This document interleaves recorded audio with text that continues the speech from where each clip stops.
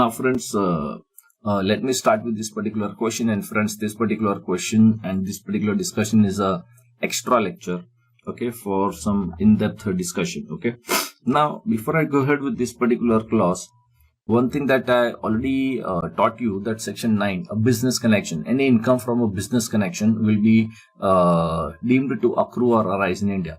The word business connection is synonym to principal agent relationship, and this principal agent relationship is also covered by section 160 to 166 in the representative assessee chapter. Okay, and see, these are the some of the more connecting provisions that you have to remember. That a representative assessee says, I already told you, that a tax recovery measure from the government point of view. Normally, the payer of the money deducts the tax. The payee, that means receiver of money, had to pay advance tax on its own merit. And if there is any agent of the non-resident, that means logically the third person, but who is doing certain acts, and those person are the responsible person also to the government for the taxes of the non-resident. That means the agent of the non-resident is a very difficult situation, and he is liable to pay taxes to the government, which is actually the taxes of the non-resident, a very, very sensitive situation in the international taxation. So section 160, okay, any income of non-resident which is by the agent of the non-resident, including the person who is treated as an agent under section 163. So the agent of the non-resident is responsible to pay the taxes. Okay.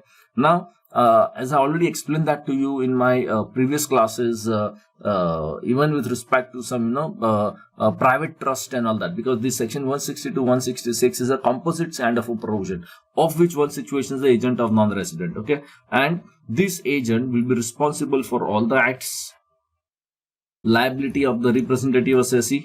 Okay, and in detail I already explained this to you, but I'll just brief you about it.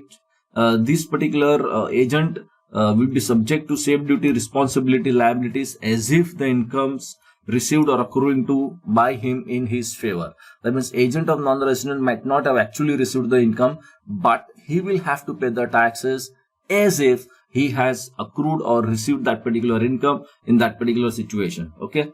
Further, and the taxes will be levied and recovered from him in the like manner and to the same extent.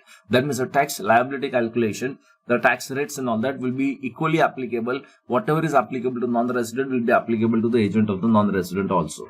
Okay.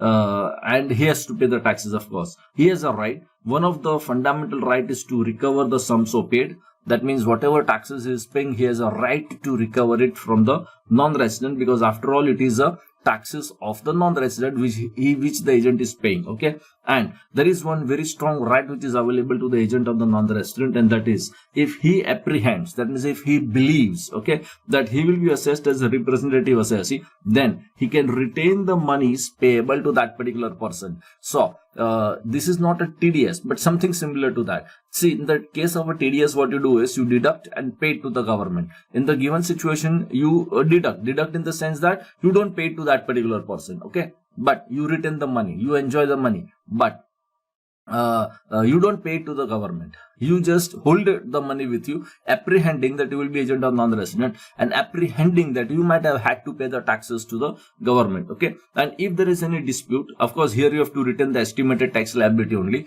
and in case if there is any dispute, you will have to secure a certificate from the tax officer that how much I should retain and the balance I will pay. Okay, so in case of a dispute, you have to obtain the certificate by telling the officer that this is a transaction and all that, and in ultimate situation, the amount which is recoverable from the agent, that means what the agent will have to pay taxes, shall not exceed the amount specified in the certificate. So this is one certificate procedure which is also recommended. Okay, section 163, the most important thing is the definition of the agent of the non-resident. It says that the following persons will be regarded as the agent of the non-resident, and don't forget, if you are an agent, you are responsible for the full taxes. I repeat, you are responsible for the full taxes to the government, which is the taxes of the non-resident. Okay, so one of the things which I already told you, see, any person having any business connection. So any person having any business connection will be regarded as a agent of the non-resident. So if you have a business connection with a non-resident, you will be agent. and you will be responsible to pay the taxes to the government. However, these are the taxes of the non-resident that you have to pay to the government, and if you pay from your pocket, you have a right to recover that particular money from the non-resident. Okay, a very, very simple thing. Okay, further, anybody who is employed by him on behalf of the non-resident, that means who is instrumental in doing the work. Okay, anybody who is in receipt of income through the non-resident, and anybody who is a trustees of the non-resident. These are the broad categories, and these people will be regarded as an agent of the non-resident. However, there are some further inclusion exclusion that we'll discuss later on. Okay, then under 166 provisions, okay, 166 provisions, okay, the direct assessment is not barred. This is a very small little provision, but it is a very, very valuable point. Okay, see, I always told you that the payer paying the money, receiver receiving the money, say non-resident, okay, and the agent. So, okay, the payer has to deduct the tax at source. This is a tax recovery mechanism that when you pay the money, you have to deduct the tax at source. That is your, this is how the government has styled the law to have a fastest recovery. The receiver has to pay advance taxes. See, on its own merit, I mean, as per the provisions of the advanced tax chapter. So, when you are in receipt of income, you have a tax liability, you have a duty to pay the advance taxes. That is a recovery mechanism, tax recovery kind of a mechanism that government wants to recover the money from the advance tax, a routine procedure. Okay, and the agent is also liable. Agent is also liable. Now, you will always wonder that are these provisions mutually exclusive? Like if one is applicable, other is no. No, not at all. In other words, all the provisions are equally applicable to respective person. So if you are a payer, then TDS provision will be vulnerable to you. If you are an agent, then 160 to 166 will be vulnerable to you. If you are a receiver, then the direct assessment will be vulnerable to you. In this particular situation, section 166, the very general purpose provision makes it very clear that the direct assessment is not barred. That means if in any situation, if government wants to do a direct assessment on the beneficiary, that means a non-resident, government can do. Why can't it do? So if it wants to do, it can always do. So you cannot say that my tax is deducted, so now I'll not be liable for assessment. No, you cannot make that kind of an argument. Okay. So direct assessment, if the government authorities ever want to do, they can always do it. No problems whatsoever. Now friends, see, in this particular question, even these concepts of the agent of the non-resident will come into the play as a matter of understanding, because this is more in-depth discussion with respect to international taxation. Okay, now each and every transaction we will analyze. Okay, and X is a foreign national. He gives you the following: is a foreign national. Okay, and this particular gentleman, of these gentlemen, all the residential status, you have to give the answer for all the residential status, and you are required to explain the liability, responsibility, Rama, A, and all these people. Probably these people are those third people who maybe will be regarded as agent of the non-resident, maybe and maybe not. Okay, so these are some more people also involved in this transaction, so we need to analyze them also, and we'll keep on doing that. Okay, so all the three residential status. Okay, see, resident and ordinarily resident, not ordinarily resident, and non-resident. Okay, 3 columns. One more column, I will write a reason, that whether it is received in India, whether it is accrued in India, or whether it is a foreign income, or sometimes I will write global income. Global income is the foreign income. Okay, simplified words that I will do. Okay, so all the three residential status type. But before I go ahead, I will again like to brush it up very quickly for you. That see, if there is any Indian income, everyone is taxable. Indian income is those income which is received in India or deemed to be received in India, accrued in India, or deemed to be accrued in India. This is Indian incomes. Okay, foreign incomes, resident and ordinarily resident person will be taxable, but not ordinarily resident or non-resident is not taxable. And let me tell you that normally the taxation of not ordinarily resident and non-resident is practically the same. Okay, computation wise, practically the same. Okay, however, there is only one difference, that is a business controlled from India. So if it is a foreign income and if the business is controlled from India, then the not ordinarily resident will be chargeable to tax. However, non-resident is not taxable for such a situation where it is a foreign income. So those foreign incomes, but the business control or profession set up in India, not ordinarily resident will be chargeable to tax in India. However, non-resident is not taxable. This is one of the key computation difference between not ordinarily resident and non-resident. However, if you are a resident and ordinary resident, then you are liable to tax for global taxation. That means Indian incomes are also taxable and foreign incomes are also taxable. So keeping this particular point in the back memory, okay, let us quickly run through this and make notes for each and every situation. Okay, now profit on sale of plant in London. So profit on sale of plant in London, sale of plant in London, that means it is accrued outside India, that means it is not accrued in India. Okay, company registered in London. 1/3 payment was made to Mr. Rama in Telangana, the childhood friend of Mr. X. Now don't forget that this Mr. X is giving you all the information. So he is a foreign national and he is giving you all this information. So he is actually sold this particular plant in London, so not accrued in India. Now 1/3 of the payment was made to Mr. Rama in Telangana, the childhood friend of Mr. X. Okay, so that 1/3 payment is received in India. Okay, the 1/3 payment which is received in India in this particular situation will be taxable in each and every situation. That means whether it is whatever is the residential status, it will be chargeable to tax in India.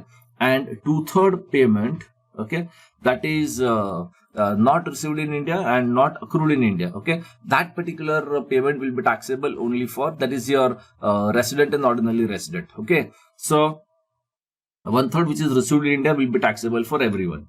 Now you see, 1/3 payment was made to Mr. Rama, Telangana, childhood friend who was authorized by Mr. X to receive the payment. Romo Inc. had paid online transfer by funds to SBI Bank to Rama in Telangana branch. Now, moment you say that this Rama is receiving this money in Telangana branch, in this particular case, the bank, the receiving bank branch where it is situated, that is the place of receipt in India. So this money has been received in India. Now see, what is the role of Mr. Rama here? See, actually the payment was to be received by Mr. X. Okay. So now it is very much clear, first of all, that 1/3 is received in India. So all the residential status will be taxable. 2/3 only if you are resident and ordinary resident will be taxable. Okay. However, what will be the role of this Mr. Rama? See, actually it is a transaction between this Romo company and it is Mr. X transaction. Okay. So normally if Mr. X is selling, Mr. X should receive the money. But this Rama, who is a friend of the gentleman, he is receiving some money in India on his behalf. So that particular gentleman, see, the agent of the non-resident. And this is a very, very hardcore meaning definition in the international taxation. Agent role is very, very important as a tax recovery measure. Okay. See, any person who is employed by a non-resident. Now, one of the point, let me tell you, there are so many case laws that a person employed, that does not mean your employer-employee relationship. Okay. The person employed for this particular purpose basically means any person who is instrumental or who works under the instruction of a non-resident. Okay.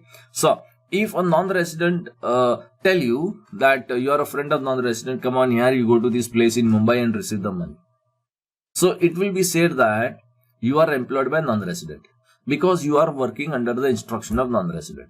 So this employed does not mean employer-employee relationship. So our gentleman Rama can fall in this particular category very easily. Secondly, any person through whom non-resident is in receipt of any income.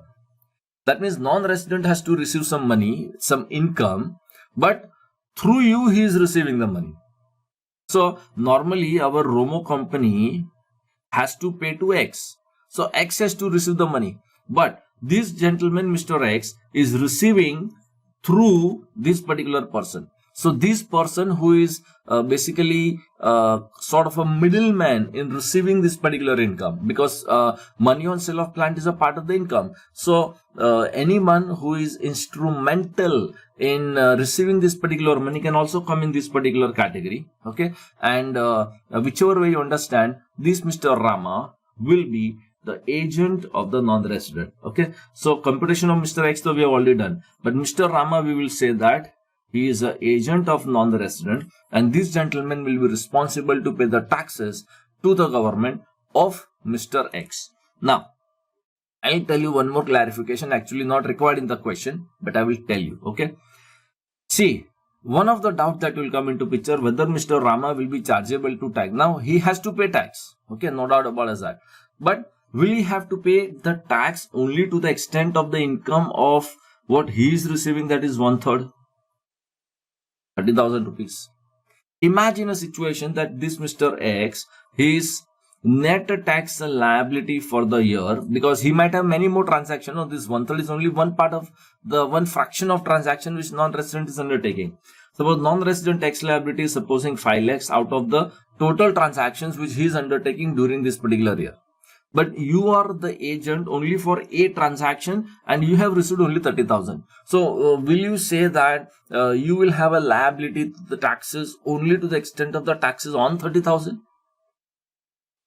I understood that. And this is very, very sensitive in the international taxation. See, if you are categorized as an agent, if you are identified as an agent of the non-resident, now for whatever amount, whether 30,000, 3,000 or 3 lakhs, okay, it doesn't matter. You are an agent of the non-resident and you are responsible for the entire taxes of the non-resident. And this is a very sensitive thing, because when you read section 160 to 166, the agent of the non-resident is no way given a limited liability. I repeat, the agent of the non-resident is nowhere under the law given a limited liability. Nowhere under the law. Okay. So you better beware. So rather, if Rama is asking your advice, you should tell the Rama, look Rama, you stay away from this transaction. That's all. That means then you are creating problem for the government, because you are receiving for Mr. X and all that. You stay away from the transaction. That is the advice that we should give it to Mr.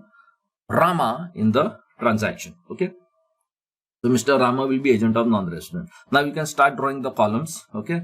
Say 30,000 taxable for everyone, and 60,000 will be taxable only for resident and ordinary resident. So like that you keep on drawing the columns. Okay. And keep on updating the answer. At the end, you can tally the answer with my total. Okay. Second, profit on sale of plant at Delhi. Now, plant is at Delhi. Okay. That means this particular money is already accrued in India. Okay. Now, once the income is already accrued in India, then whether 25% by X transfer, by this transfer and all that hardly matters, first of all, from the taxation point of view. Okay. So, first of all, 1 lakh rupees will be taxable for all the residential status, because it is sale of plant at Delhi, so it is accrued in India. So now straight away 1 lakh taxable for all the residential status type. So that's all. But we will see that particular relations like, agent and all that, because we want to analyze that also. Now 25% was made by TD transfer through State Bank Delhi branch to London. So this is actually received outside India, but it doesn't matter. It is already accrued. So it is all taxable is fully, but you can say that this is received outside India, because from Delhi branch it is going to London. So receiving bank is London. So to that extent it is received in London, but doesn't matter. It is already accrued. So it is fully taxable in India. Balance 75% was made by paying to Mr. A resident person, authorized person of X in India. Now this is something which is once again coming into picture, that this Mr. A will again be regarded as an agent of non-resident. See, actually this transaction is done by Mr. X. So if he is selling some asset, Mr. X should receive the money, but somebody, Mr. A, is coming in between and he is collecting the money, but for the non-resident. So he becomes an agent of the non-resident. So he will also be responsible for the taxes of this particular money of the Mr. X to the government. Now you will wonder that will the government catch Mr. Rama or Mr. A? Government will catch anyone or all of them, unless and until the taxes are recovered. So if the taxes are fully recovered, then government will say, okay, we are in peace. But if the taxes are not recovered, then Rama is also responsible, he is also responsible. Okay. Now, entire amount of the sale is duly accounted by Andy Limited. It has claimed the depreciation on the said plant. Okay. Now, this particular is duly accounted by IND Limited. Okay. Now, this is something what is, we call it as a book entry in India. Okay. A book entry in India by itself does not mean that it is a receipt in India. Okay. However, this is already accrued in India. So there is one more concept here. It is already accrued in India. It is also received in India. Some portion is also received in India. So will there be double taxation? No. if the income is already accrued in India, then again the same income will not be taxed on the receipt basis. So that double taxation should always be avoided, and that is also one of the note that you should write, explanation to section 5, okay, where if the income is accrued in India and taxed in India and the same money again received in India, that does not mean that you tax it again. Double taxation should not be done for the same transaction. Point number 3, salary from Indian company received in London. Salary from Indian company received in London, okay, so it is received in London, so received outside India. 1/5 is paid for rendering services in India. Okay, now 1/5 is for the services inside India, so 1/5 is already accrued in India. And if 1/5 is already accrued in India, then it will always be taxable for every residential status. That means whatever is your residential status. So 1/5 of 20,000 will be, see, 24,000 will be taxable for all the residential status. Okay, why? Because it is 1/5 is rendering service, so 1/5 is accrued in India. The balance 4/5 is not accrued in India, and it is received in London. That means it is not even received in India. So the balance will be taxable. 96,000 will be taxable only if you are resident and ordinary resident. Okay, the other residential status, it will not be taxable because 96,000 is neither accrued in India nor it is received in India. Okay, point number 4, interest on UK development bonds. Entire amount is received in London. Okay, so 70,000 is entirely received outside India, accrued also outside India because it is development bonds of London. So it is only the, what should I say, a foreign income. So foreign income will be taxable only for resident and ordinarily resident. Okay, so resident or ordinary resident will be taxable. Other two residential status, it will not be taxable. Point number 5, income from property in London. Property is in London from Mr. Albert. Okay, so this property is in London, that means it is accrued in India, sorry, accrued in London because it is in London. Indian citizen and stay in India 250 days during the previous. So Mr. Albert basically is a resident in India because this 250 days stay during the previous year. Okay, Albert has debited the said rent in the books of accounts in India. So accounting entry, that means booking the expenditure in India does not mean that this is a receipt in India, only because you have passed a book entry. A book entry itself is not a receipt in India. That is a concept which I already explained that to you. That point is covered. So that note is covered. Now Mr. Albert has paid the amount by issuing a check in London from SBI branch account in London. So SBI branch account again in London. Okay, so a check is issued. So where the Droy branch is situated. So this Droy branch is in London. Okay, so this particular money is also received by Mr. X because this entire money is received by Mr. X. So is not received in India. It is received also outside India. Okay, so it is accrued also outside India. It is received also outside India. Now just because there is a book entry inside India does not mean that this is a receipt in India. However, resident and ordinarily resident will be liable for the global taxation. So this 10,000 will be taxable, okay, only if you are a resident and ordinarily resident and not otherwise. Point number 6, income from agriculture in London received there. So agriculture in London, that means it is accrued not in India, it is accrued in London logically. Half of which is used for meeting hostel expense of excess son in England, okay, and remaining amount is later on remitted to India. Okay, now this particular 50,000 agriculture is in London, so accrued outside India. Half of which is used for meeting hostel expense and all that, remaining amount is later remitted to India. That means it is received also there, so it is received also outside India, that means not even received in India. So not accrued in India, not received in India. So 50,000 will be taxable only if your resident status is resident and non resident, and for not ordinarily resident and non-resident will not be taxable. However, now see, half of this money is used for meeting hostel expense again in England. This will not change the fact that this is accrued also in London and received also in London. It's not taxable in India, and the remaining amount is later on remitted to India. Now this is one of the point where the students oftenly confuse. See, half of this is 25,000. Okay, listen very carefully. 50,000, half 25,000, half 25,000. Okay, now these 25,000 you have received from agriculture in London, and later on from London it is remitted to India. Okay, so when it is remitted to India, the students will confuse that this particular money is received in India because it is remitted in India. So receiving branch now it's going to be India. So you want to tax it in India. No, it's not like that. Remember one thing very carefully. Okay, when I say that amount received, okay, amount received in the sense it should be a receipt of income. Keep that in mind. If there is a mere remittance, mere remittance is only a transfer of funds. If there is a mere remittance is not the receipt of income. Keep that in mind. It is only the transfer of money from one account to the another. It is not a income transaction. Okay, so you cannot say that when there is a remittance done to India, it is received in India as income. It is received in India, correct, but it is not received as income. Keep that in mind. And therefore, this remitted money to India will not have any tax consequences in India unless you prove that what is remitted to India is income. So there is a difference between remittance of funds and the remittance of income. Okay, so for taxation purpose it should be a remittance of income and not just the remittance of funds. So answer will remain 50,000 taxable only if you are resident and ordinarily resident. Otherwise you are not taxable for this particular money. Now point number 7. Okay, the dividend income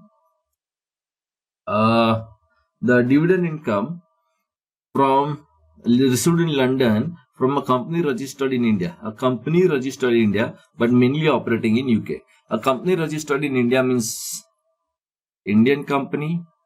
An Indian company is always resident in India. I repeat, the Indian company is always resident in India, and whatever is the dividend income that you have from Indian company will always be deemed to accrue or arise in India. Okay, it will always be deemed to accrue or arise in India. 1 second, see. Let me scroll if I can find that quickly for you.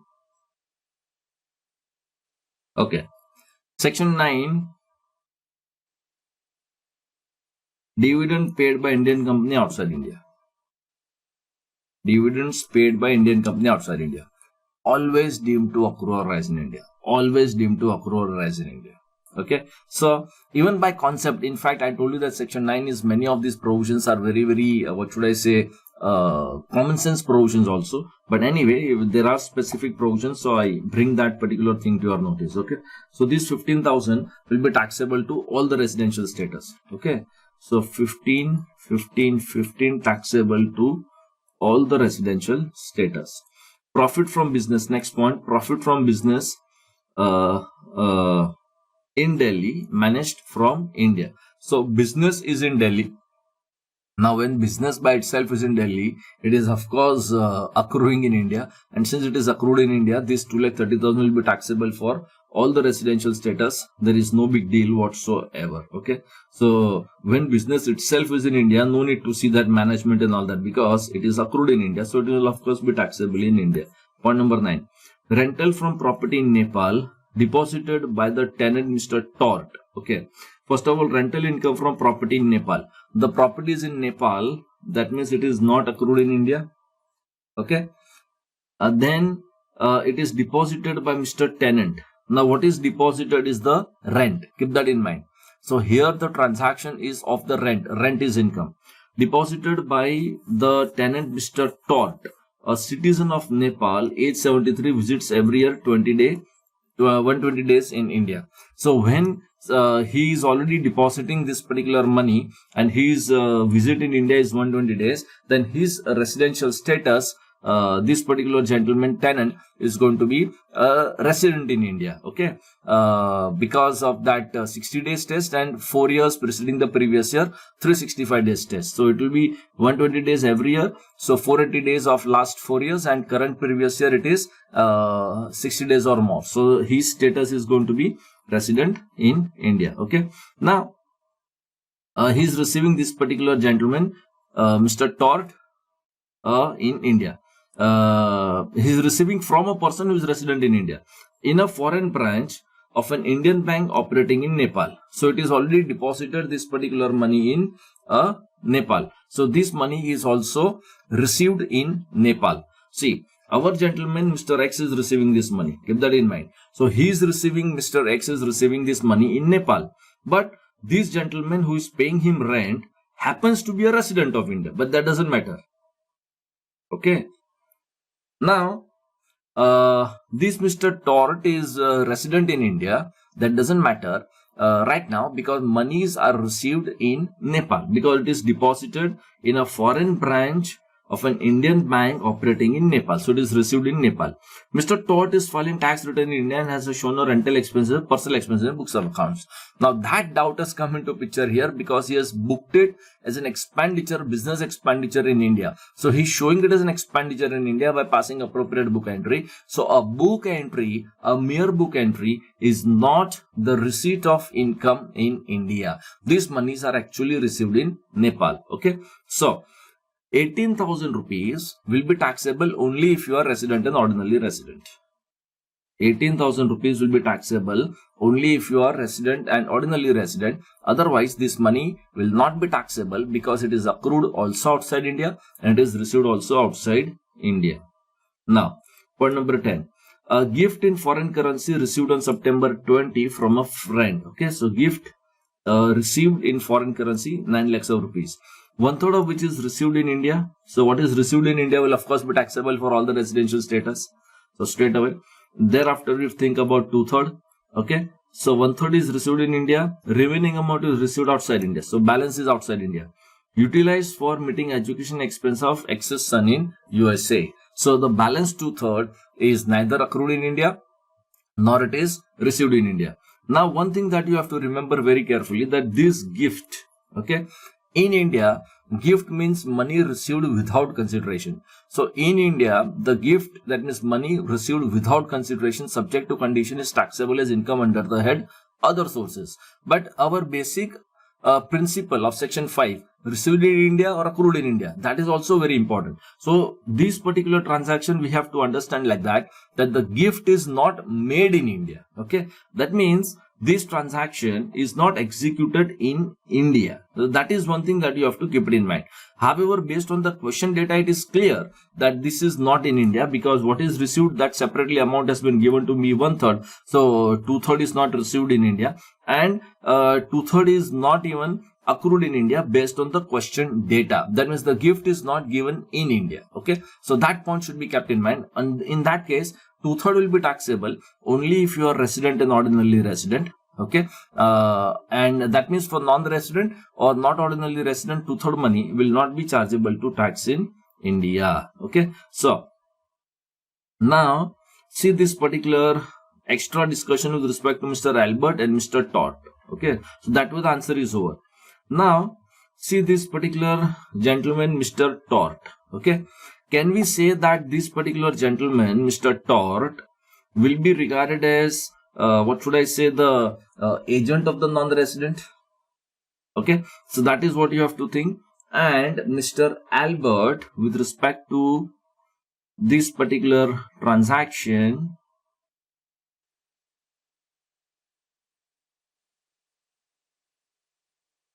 okay, see,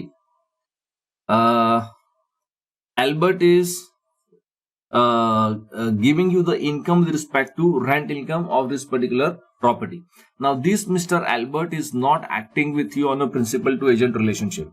The Albert, this gentleman, has directly entered into an agreement with respect to this particular rent transaction. So this transaction is on a principal to principal basis. This Mr. Albert is not the agent of that particular person. Okay, and therefore this particular transaction, we cannot say that Albert will be regarded as a agent of the non-resident. Okay, we cannot say that particular point because this transaction is not on a principal to agent relationship. Now this particular gentleman, Mr. Tort also. Now this Tort has also taken property on a rental basis and he is paying you on account of the rent. This Mr. Tort is also not acting as your agent. There is no principal agent relationship with Mr. Tort. It is principal to principal. That means a one-to-one transaction. Okay. So there is no principal to agent relationship coming into picture, and therefore Mr. Tort also cannot be regarded as the agent of the non-resident, since there is no connection between Mr. X and Mr. Tort as principal agent relationship. So this Mr. Tort will also be not regarded as the agent of the non-resident. Now friends, these are the few transactions where we have to decide whether it is taxable in India or not taxable in India, and very simple transactions, but it will also involve our knowledge of section 9 deemed to occur or arise in India. Now, a non-resident purchases goods from India and sells these goods abroad. Okay, this will not be taxable in India because you are only purchasing the goods for the purpose of export. However, under section 9, as I already told you, so we have to answer first of all taxable or not taxable. So this is not taxable in India. Now, under section 9, friends, as I already told you, that in this particular explanation, the various of situations, there is a further clarifications given. Okay, and in certain situations, it is said that it will not be deemed to accrue or arise in India in certain situations. Okay, see, one of this particular situation is no income will be deemed to accrue or arise in India if the operation is only of the purchase of goods for the purpose of export. This is basically the buying that you are doing from India. It's only a purchase that you are doing from India. So there is no question of any taxation coming into, but this is a clarificatory law. Just that it will not be deemed to accrue or arise in India. Okay. So let us keep on answering. So it is not taxable in India. Second point, a non-resident in the business of publication of magazine from Hawaii, news publishing magazine collected from India. This will also be not taxable in India. Any activity which is contained to the extent of collecting news, okay, will also not be regarded as, see point number C here, business of running news agency, no income shall be deemed to accrue or arise in India. And where the activity is confined to the collection of news and views for transmission outside India. So this is a limited activity, and this limited activity only will be eligible for the purpose of benefit. So not taxable in India. Point number 3. X Limited, non-resident foreign company, again, the business of shooting of cinematography films and film after the completion is sold to another non-resident outside India. None of the shareholders X Limited Indian citizen. Now this will also be not a taxable in India because this is also one of the exclusions. See, the concept of this exclusion is shooting of cinematography in India will basically improve your tourism. So it is only an activity of shooting of films in India. That's all that you are doing. Okay. So activity of only shooting cinematography of films. This point number D here. Okay. Where assess is a non-resident, subject to conditions. Okay. And where there is any operations which are confined to shooting of cinematography films in India. But it has a condition that the person who is doing this is not citizen of India. If it is a firm, any partner who is not resident, that means should not have any partner who is resident in India. Okay. If it is a company, should not have any shareholder who is a citizen of India. Okay. So that citizenship status condition is there. And that particular data is already there in the question also, that none of the shareholders are citizen or resident. Okay, that's the reason it is not taxable in India with this activity of only shooting of films in India. Point number 4. Okay, non-resident owns a commercial building in Bombay, transferred to another non-resident outside India. Consideration is payable in the foreign currency outside India. This will of course be taxable because it is asset situated in India, so it will be deemed to accrue or arise in India. See this particular basic point, any money from property situated in India. Okay, so it will be chargeable to tax in India. Point number 5, a non-resident owns residential house is in Delhi, it is given on rent. So foreign embassy, rent is however payable outside India, but house is in Delhi, that means it is accrued in India, so it is of course taxable in India, so it will be taxable in India. Point number 6, interest on loan paid by government to India to a non-resident outside India, it will be taxable in India. It will be deemed to accrue or arise in India. Now, I already told you the transaction of interest royalty, and technical fees. These all the three provisions have a similar concept. I have already explained that to you, but I still repeat so that it will go into your mind once again and fit into a proper place. Okay, the concept is the same, which is deemed to accrue or rise in India. Okay, so income by way of interest, same kind of a concept. Duplicate for royalty also, duplicate for technical fees also. Okay, if government pays any money on account of interest, it is deemed to accrue or rise in India. Okay, any person who is resident who pays the money to you, that means non-resident receive money from resident, but it is deemed to accrue or rise in India. Except, so this is an exception, only if it is with respect to the source of income outside India. That means by default it is deemed to accrue or rise in India. Okay. Now point number C, if you receive any money from non-resident, so non-resident person receiving any money from non-resident, it will be deemed to accrue or rise in India if, that means where it is in relation to a business in India. In other words, moment this particular the concept comes into picture, under deemed to accrue or rise in India, the logic of the law is that if it is in relation to a business in India, if this particular income relates to a business, that means the funds are used in the business in India, then it will become taxable in India. That's the logic of the law. Okay. So, by this particular theory, same concept applicable even to royalty, technical fees. Okay, so loan paid by government. So government is going to use always for Indian government will use only for Indian business or Indian activity. So it will be taxable in India. Point number 7. Okay. Point number 7. Y Limited non-resident gets a royalty and commission from Z Limited, another non-resident outside India. The royalty commission is however payable by Z Limited in relation to business of manufacturing carried on by it in India. Okay. Now, royalty and commission, keep that in mind. So you have to separate out this particular transaction. Okay. Now, if it is a royalty, because it is in relation to business of manufacturing carried on in India, so royalty will be deemed to accrue or rise in India and it will become taxable in India because you are receiving this particular royalty from a non-resident, but it is in relation to a business in India. One second, let me erase this. See, Y Limited getting royalty from Z Limited, a non-resident outside India. So, non-resident receiving money from non-resident. But if it is in relation to royalty, keep that in mind. If it is in relation to royalty, it will be deemed to accrue as India because the business of manufacturing is inside India. Is that very much clear? Okay. However, if it is a commission, see, royalty and commission. I already told you.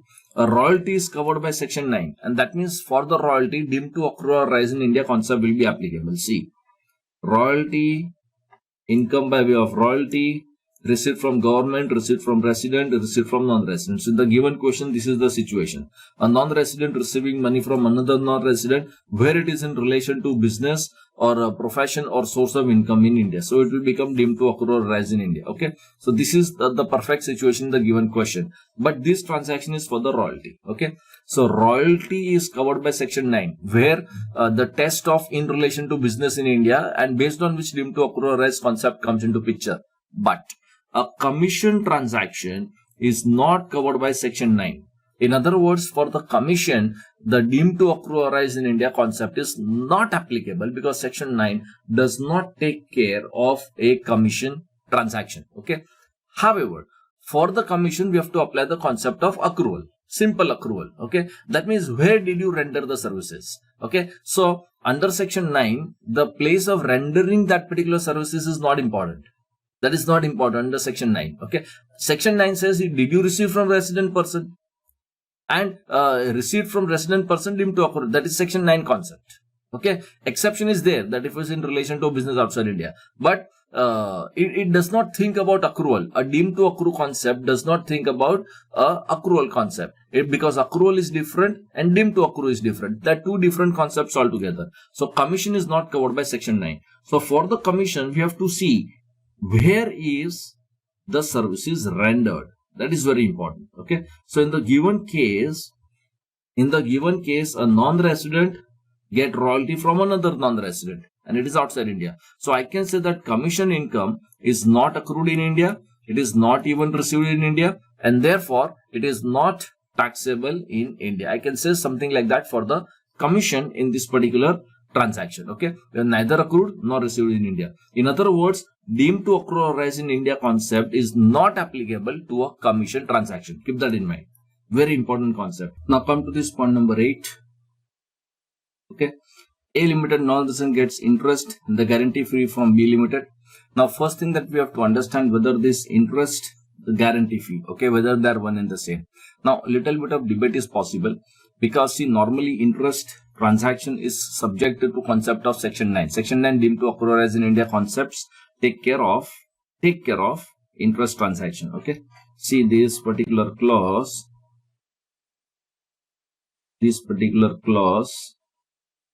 takes care of interest. Okay,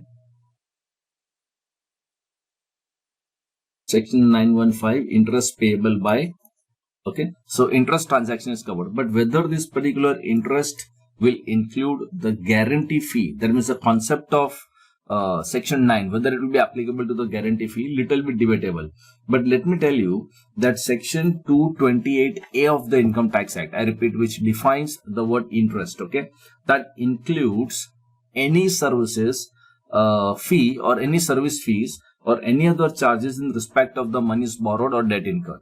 So whatever is interest payable on the monies borrowed, that is of course covered by interest transaction, but any service fee or any other charges in relation to the monies borrowed. So debatable view, but it can be said that this is a service fees or any other charges in relation to the monies borrowed or the debt incurred.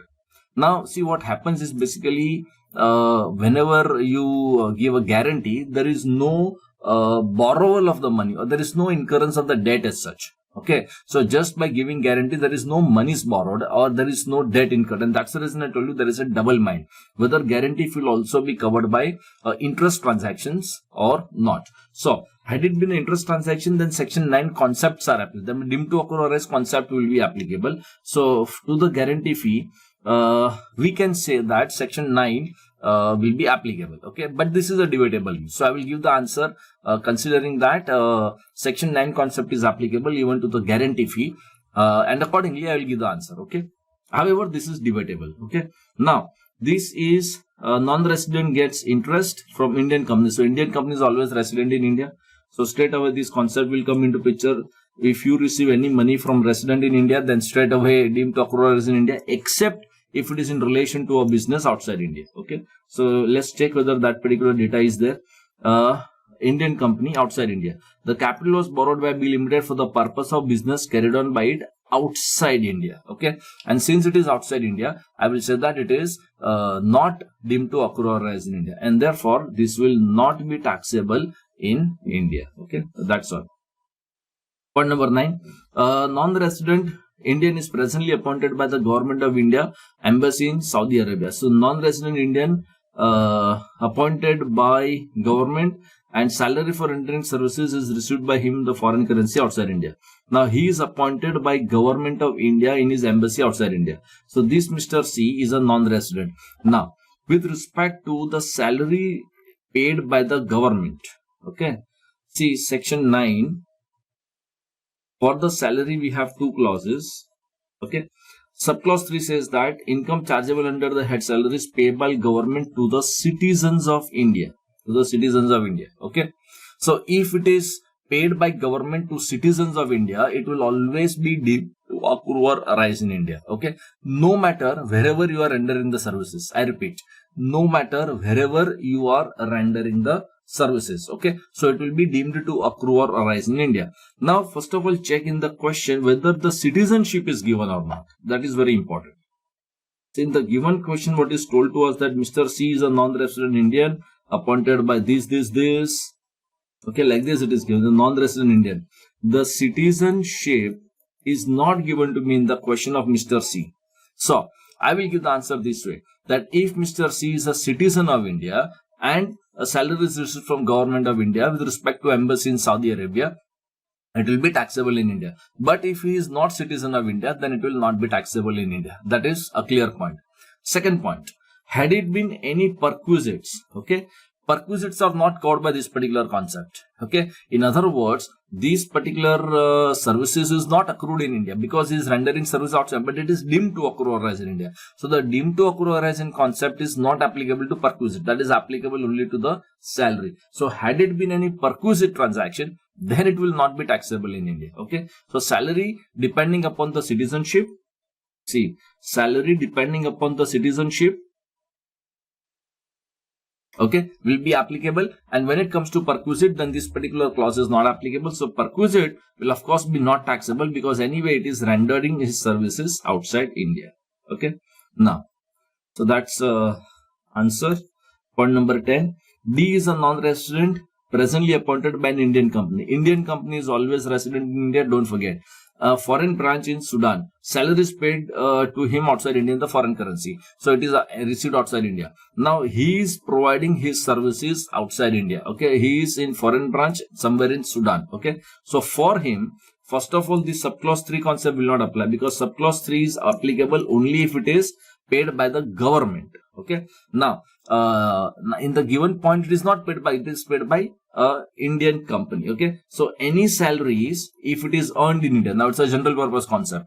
Earned in India means services should have been rendered in India. If you would have rendered the services in India, then it will be deemed to accrue or arise in India. But this gentleman is rendering services in Sudan. It is outside India. So it will not be deemed to accrue or arise in India. And therefore, whatever salary that he gets in foreign country for the services in the foreign country will not be chargeable to tax in India, even if it is paid by an Indian company. So the answer is, in this particular case, it will not be taxable in India.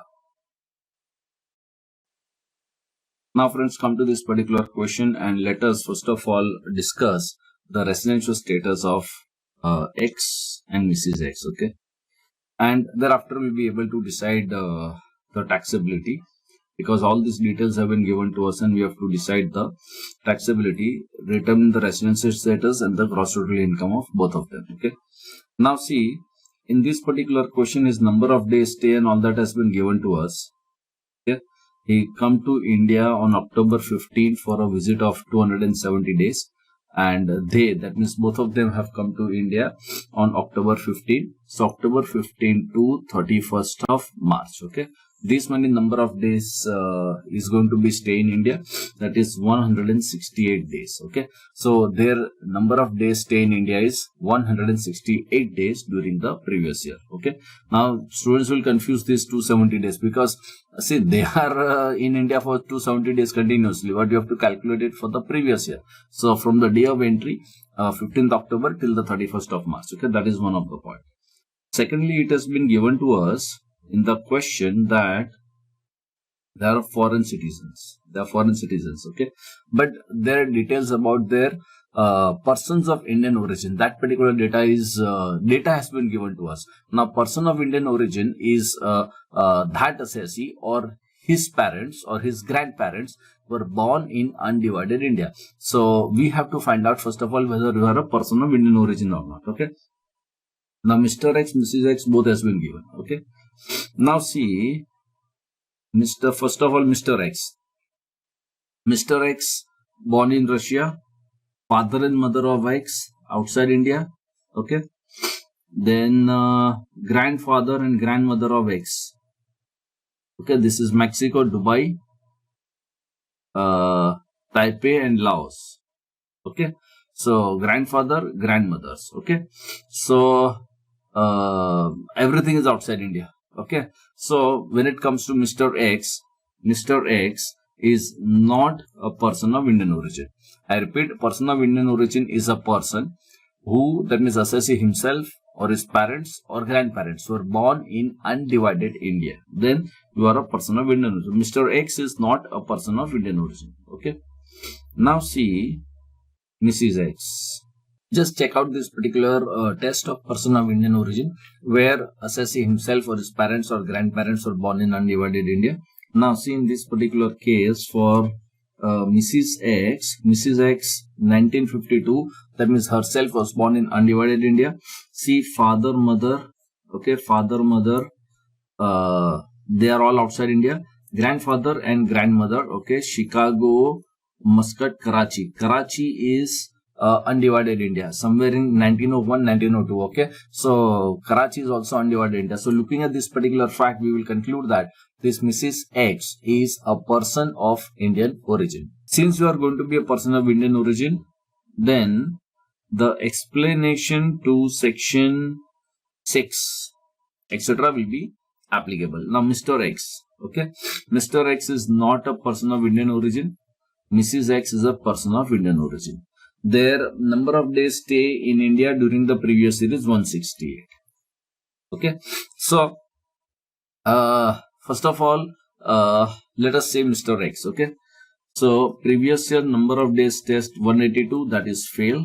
Okay, previous year 60 days test or more, and 4 preceding previous year 365 days test. Okay, so this 60 days test is passed, and 4 preceding previous year, so forever before. Okay, and these particular years are all indicative. Okay, 4 before years, that way you say. Okay, so see this particular total of 4 before years, that is anyway going to cross the limit of 365. The 265 plus 120 itself is going to cross. So I'm not taking the exact total, but you better take the exact total. Okay, so this condition is also satisfied. So Mr. X is going to be a resident first of all. Okay, now we have to see resident but not ordinarily resident. If he is in India for in last 7 years, in all 729 days or less. So last 7 years total you check. Okay, this total you check. Okay, 729 days or less. Okay, 729 days or less. I think it is 729 days or less only. 265, 365, 465, and it is 5. I think it is less only. Okay, so since just take the total 729, so you are going to be not ordinarily resident. Okay, so Mr. X is going to be not ordinarily resident. Okay, then 9 out of 10 previous years you should be non-resident, but once you have decided that you are not ordinarily resident based on 7 years test, that is okay. So we can do that again, residential status calculation for 9 out of 10 years and all that. We can do that. Let us not waste the time, and because residential status now it is damn simple. Okay, now Mrs. X is person of Indian origin. Now since Mrs. X is a person of Indian origin, in the given situation, previous year number of days stay 182. Okay, that will be the test. Then 182 days test is not satisfied. This is not satisfied. Now second test is previous year 60 days, 4 preceding previous year 365 days, but because you are a person of Indian origin, 60 days will be substituted with 182 days. Okay, and again the total income test also that can come into picture, Indian income test etc. also can come into picture, that 120 days depending upon because that data has been given to us, no, of all these incomes, so we can check that particular total. But apparently if you will see all these figure, roughly I think it are not crossing that 15. Even if you imagine worst come to worst, if everything total you take, no, so even then I don't think that we are anyway crossing the limit of 15 lakhs. Otherwise that 15 lakhs 120 days etc. also can come into picture. Okay, so when I substitute 182 days first of all, and my number of days stay in India is only 168 days, so this test is also not satisfied. Okay, this is also not satisfied. Okay, and therefore Mrs. X is going to be non-resident. So the residential status of Mrs. X is going to be non-resident. Okay, so Mr. X not ordinarily resident, Mrs. X non-resident. Okay, accordingly we have to give the answer to this particular question. Now let's go ahead and discuss these particular points.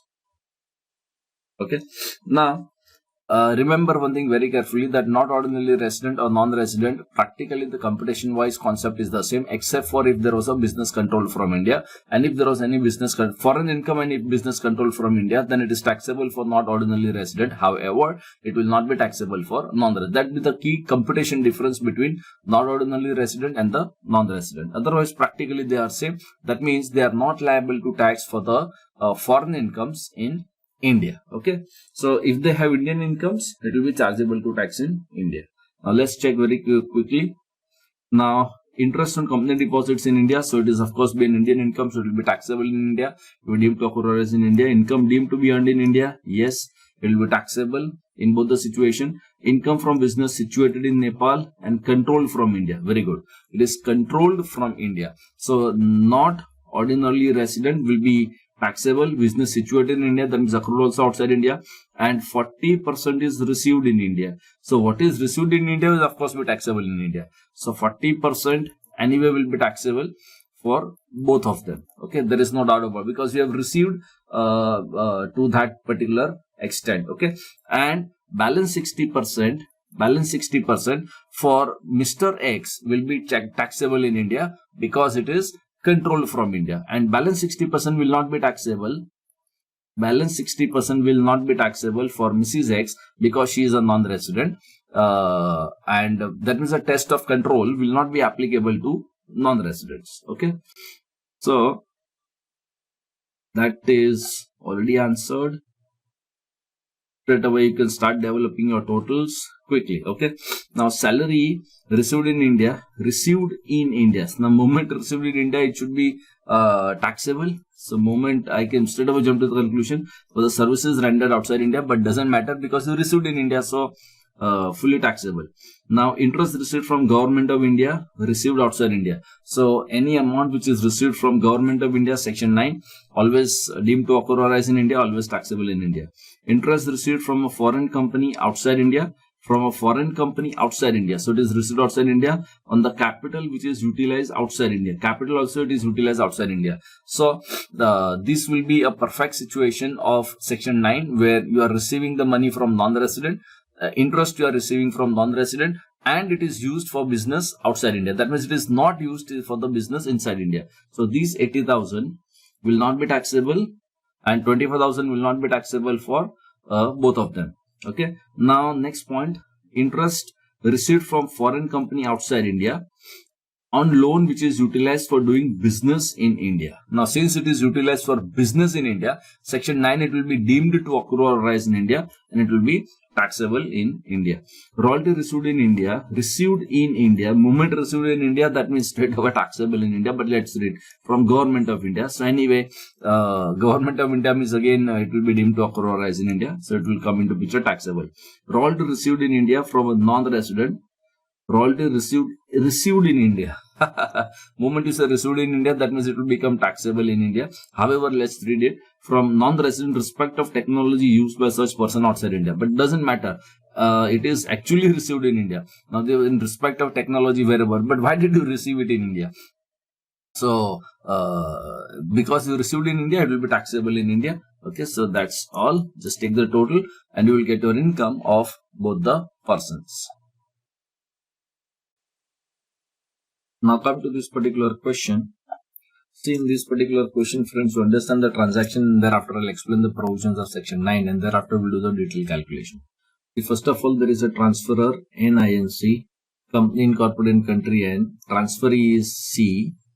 Okay, so N is the transferor, C is the transferee, that means N is selling and C is buying.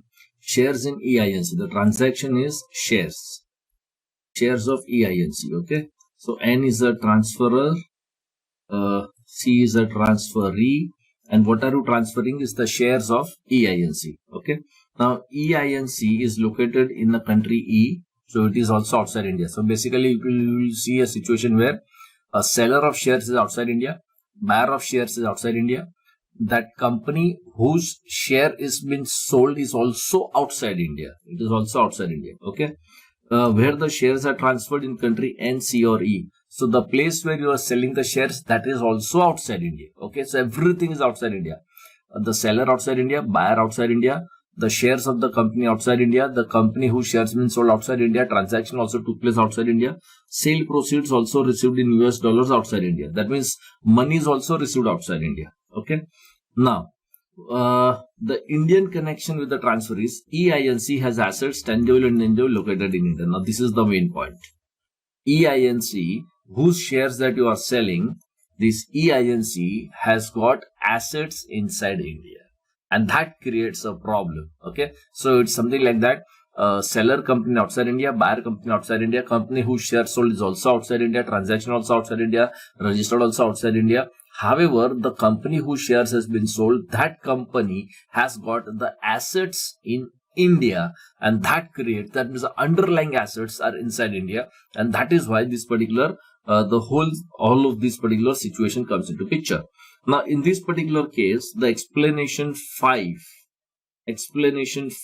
okay, straight away comes into picture to section 9, and it says that it has been clarified that any asset or capital asset being share or interest in the company registered incorporated outside India will be deemed to be always situated in India if. So, share or interest in a company or entity registered outside India will be deemed to accrue or arise in India if the share or the interest derived directly and indirectly values substantially from assets located in India. So, if your substantial assets, the value of that particular assets is inside India, then it will be deemed to accrue or arise in India. So, you have to do this particular calculation for this substantial asset in India. However, these provisions will not apply where there is non-resident making any investment directly indirectly in category 1 portfolio fund covered by this particular SEBI. That means these foreign investors who are making stock market investments covered by this particular SEBI rules will not be covered by these particular provisions. Okay, so basically the transaction of the listed shares by this specified portfolio investor will not be chargeable to deemed to accrue or arise in India concept, and is not chargeable to tax by virtue of these provisions under this particular clause. Okay, now in order to calculate this particular share substantially, value substantially from that particular asset, okay, we have to do certain calculations. Okay, so basically law says that if the assets substantially are in India, okay, then this particular provisions, but we have to do a calculation. Okay, first of all, this particular assets located in India exceeds the amount of 10 crore rupees. That is one of the condition, and it represents at least 50% of the value of the assets owned by company entity, as the case may be. At least 50% of the value of this particular asset. Okay, this value will be a value on the specified date, okay, without the reduction of liabilities. So basically it is a gross value of the asset that you have to see, 50%, provided that it crosses 10 crore limit, and it has to be on the specified date. So this valuation or the value calculation you have to do on the specified date, and it is a fair market value on the specified date. Okay, this specified date is given to us here. The specified date that is given to us here, that is date on which the accounting period of the company ends. So accounting period, basically your year ending. Okay, so that you have to check. Okay, second, on the date of transfer, then the specified date will be the date of transfer if the book value of the asset, as the case may be, on the date of the transfer exceeds the book value of the asset on the date referred to in above clause by 15%. That means on the date of transfer, if your book value is more by 15%, then we have to take it this calculation on the date of transfer. Okay, so date of transfer if the book value exceeds, okay, that 15% bar in this particular situation. This is specified date. Okay, now first thing that I want to bring to a value of the asset without the reduction in liabilities. That means the gross value of the asset calculation you have to do. First of all, you see there are certain notes given to us to this particular question. EINC has a liabilities, okay, in India and outside India. So for the purpose of this calculation, these liabilities will have to be ignored. Anyway, the data of that particular liability, whether given to us here somewhere, not given. Anyway, not given, because here it is only all asset given, located inside, outside, and all that. Okay, so liability amounts have not been given. So had it been even if given, we had to ignore it, because you have to consider this fair value on the specified date. And for that specified date, these liabilities, etc. is to be, okay, there is no amalgamation or demerger of all these companies associated. Why this is already given? Because had it been amalgamation, demerger, then in capital gains, no, subject to conditions, foreign amalgamations, foreign demergers are given certain relaxations. And that is the reason those points that question is making it very clear that basically this is a taxable transaction. So don't just jump to a simple conclusion and say that section 47 not regarded as transfer subject to conditions and all that. And that is why, okay. However, NINC does not hold the right of management control in the election of EINC anytime during 12 months ending before this particular transfer. So this is one of the key points that could be considered for the purpose of analysis, but they are anyway not holding any such rights, so forget it. Book value of the asset, fair market value of the asset are the same, okay. Book value and the market value is the same, because somewhere in this technical calculation, sometimes that book value, market value, somewhere some difference also can come into picture. So that is something what we are ignoring, okay. So book value, market value is the same, okay. Now let's check up this particular calculation straight away, okay. See how we will do that particular calculation. 1 second. First of all, you have to check out this particular specified date. Listen very carefully, okay. See now how we will proceed with the calculation here.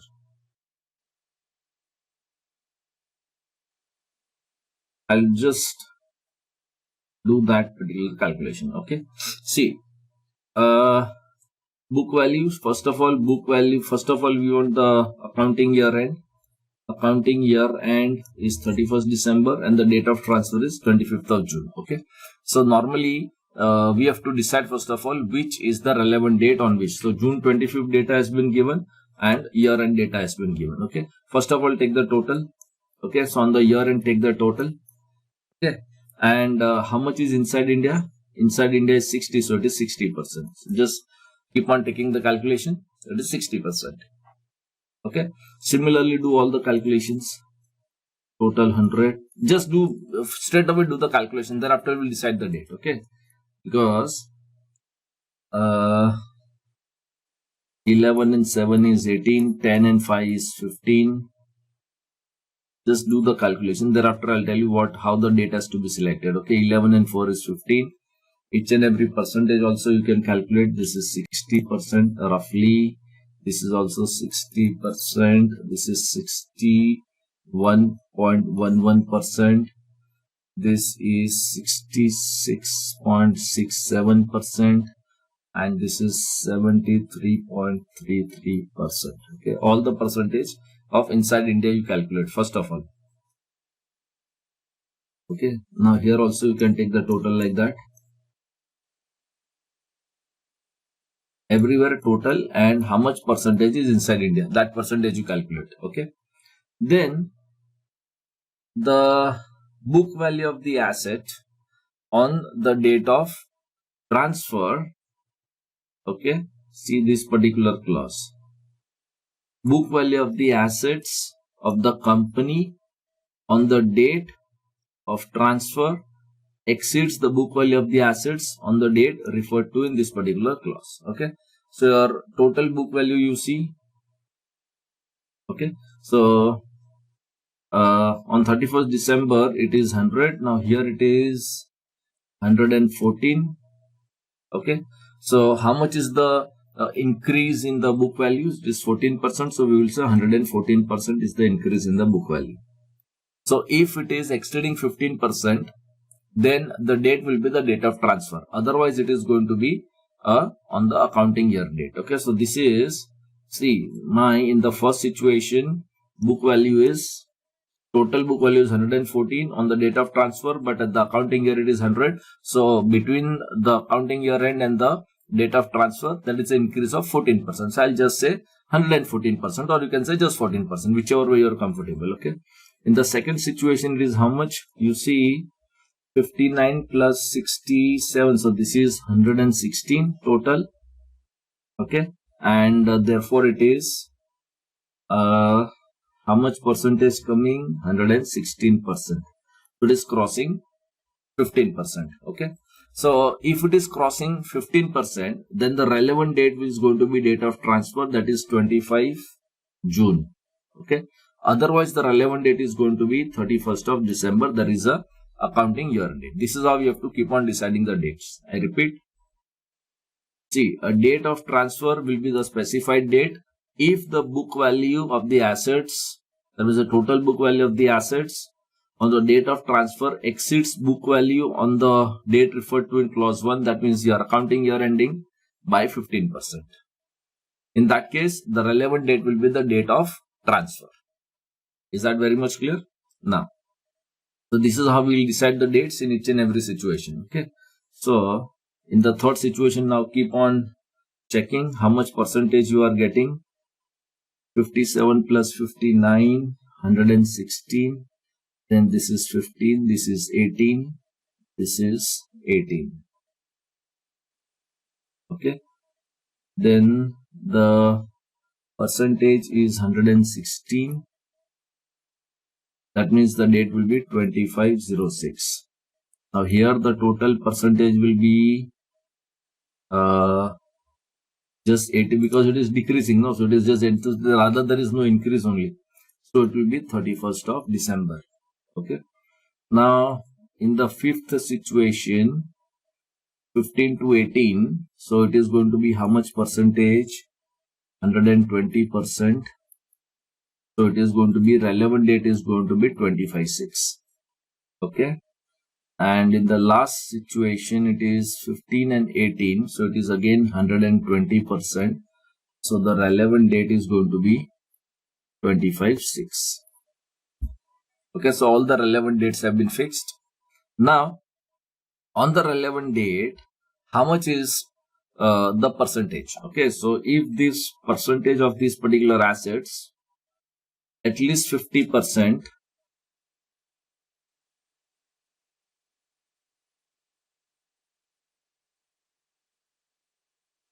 now specified date was decided. First of all, on the specified date, amount should be crossing the value of 10 crores. Okay. And represents at least 50% of the value of the assets owned by the company or entity. Okay. So assets in India should be at least 50%. Okay. Now see, this is 3112 in the first situation. In the 3112, it is how much? 60% assets are inside India, because in the first situation, 31st December percentage will be relevant. Okay. So in the first situation, it will be taxable in India. Will be taxable in India. Transaction will be taxable because the substantial assets are inside India. And this inside India on 31st December is also exceeding 10 crores. So it is 60 crores. I mean, it should exceed 10 crores. So that condition of 10 crores is also satisfied. Okay. Now in the second situation. In the second situation, the relevant date is 25/6. Okay. So on 25/6, how much percentage is inside India? Inside India, 59. So that is 50.86%. Okay. So it will be taxable, because substantial assets are inside India. Okay. Similarly, in the third situation, the relevant date is 25/6. So see whether on 25/6, substantial assets, it is how much? It is 49 point, inside India is 49.14%. Just take the calculation, 49.14%. Okay. So it will not be taxable in the third situation, because the substantial assets are not inside India. And the 10 crore limit also inside India. Inside India, it is 57 crores. So it should cross 10 crores also. Okay. Similarly, fourth and fifth situation you do. Now see the last situation. In the last situation, the relevant date is 25th of June. Okay. That is the date of transfer. And on the date of transfer, it is how much percentage assets are inside India is 55.56. Okay. That is 10 by 18, because out of 18 crores total, it is 10 crores inside India. But it is not crossing 10 crores. See, percentage is crossing, but it is not crossing 10 crores. And that is the reason in the last situation, it will not be taxable in India. In the last situation, it will be not taxable in India. Why? Because on the specified date, your assets in India is not crossing 10 crores. And this is the condition that exceeds 10 crores and 50% it should cross. Only then this deemed to occur or arise in India provisions will be applicable. Okay. So similarly, you have to decide whether it is taxable or not taxable in the respective situation.